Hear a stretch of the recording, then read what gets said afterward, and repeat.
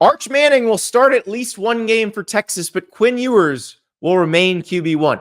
Now, this I would prefer not to come true because I do not wish ill on any player. And I certainly don't want Quinn Ewers to get hurt. But the reality is Quinn Ewers missed 3 games to injury in 2022. He missed 2 games to injury in 2023.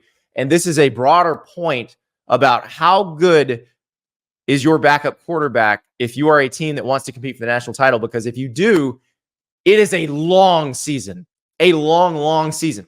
So the season Texas wants to have, Texas wants to play for the SEC title, wants to win the national title.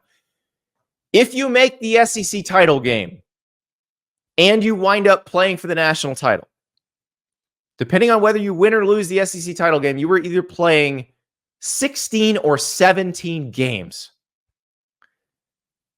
You better be comfortable with your backup quarterback situation. And that's where Texas comes in because I think they're probably more comfortable than anyone. So Quinn Ewers has missed time each of his first 2 seasons as a starter to injury. If Quinn Ewers goes down, Steve Sarkisian seems completely comfortable with Arch Manning coming in and winning games. Now ask yourself this. How many other teams that aspire to win a national title feel that way? Does Alabama feel that way about bringing Ty Simpson in if Jalen Milroe gets hurt? Does Georgia feel that way about bringing in Jaden Rashada if Carson Beck gets hurt?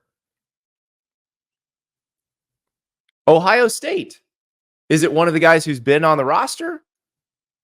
Is it Julian Sayin, the freshman? Aaron Nolan, the freshman? If something happens with Will Howard. There are so many games if you're trying to win the national title. So how comfortable are you with your backup quarterback situation? And right now, it's hard to have a guy who's been in your system for any length of time who you feel comfortable with jumping in and starting a game. Now, last year, Malik Murphy was the one who started when Quinn Ewers went down. Texas barely escaped Kansas State in that game. Barely. That was one of the games he started last year. So, it's interesting. Alex in the chat says, Lagway. That's DJ Lagway. That's Florida's backup quarterback. Yeah, they feel comfortable about him. I'm not sure we're talking about Florida in this conversation. If Florida's in the mix for the national title, we're having a very different conversation about Graham Mertz and or DJ Lagway. But the bigger point is there's not a lot of places where you feel that comfortable. Shane says Devin Brown at Ohio State, and that's probably who it is.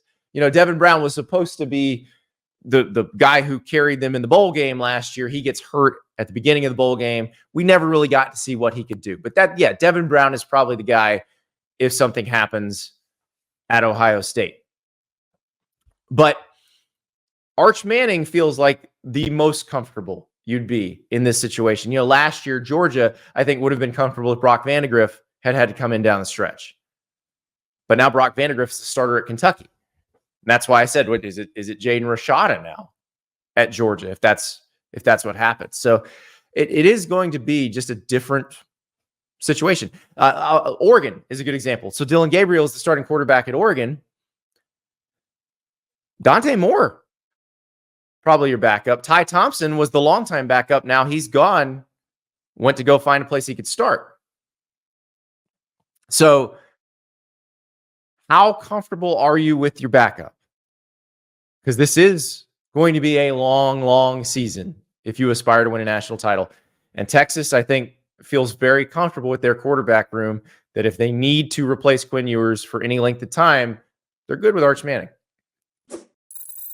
Thank you so much for watching. Just a reminder, subscribe to this channel right here so you never miss an episode of Andy Staples On 3. And oh, by the way, watch all the other great videos on the On3 Sports YouTube channel.